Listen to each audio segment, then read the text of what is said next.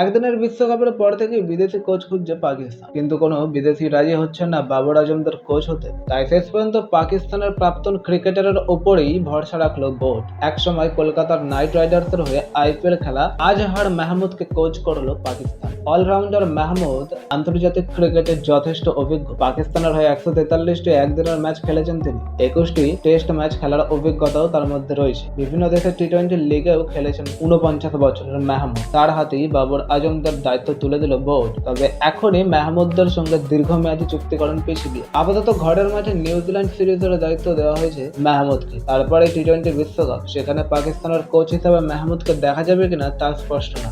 ইউহিদের বিরুদ্ধে 5টি টি-20 ম্যাচ খেলবে পাকিস্তান। 18 এপ্রিল প্রথম ম্যাচ, সিরিজ চলবে 27 এপ্রিল পর্যন্ত। সেই সময় আইপিএল চলবে, তাই নিউজিল্যান্ডের দলে হয়তো একাধিক প্রথম শ্রেণীর ক্রিকেটাররা থাকবেন না। পাকিস্তান দল ঘোষণা করবে মঙ্গলবার। বোর্ডের তরফে সাপোর্ট স্টাফদের তালিকাও দেওয়া হয়েছে। পিসিবি জানিয়েছেন নিউজিল্যান্ড সিরিজের জন্য দলের ম্যানেজার ওয়াহাব রিয়াজ। কোচ মাহমুদকে সাহায্য করার জন্য থাকবেন batting coach Mohammad Yusuf, spin bowling coach Syed Ajmal এবং ফিল্ডিং কোচ আফতাব খান। পেস বোলিং কোচের দায়িত্ব থাকবে মাহমুদের কাঁধে। সো গাইস, এই হলো আজকের ভিডিওটি ভালো লাগলে একটু লাইক এবং চ্যানেলে নতুন থাকলে চ্যানেলকে সাবস্ক্রাইব করুন।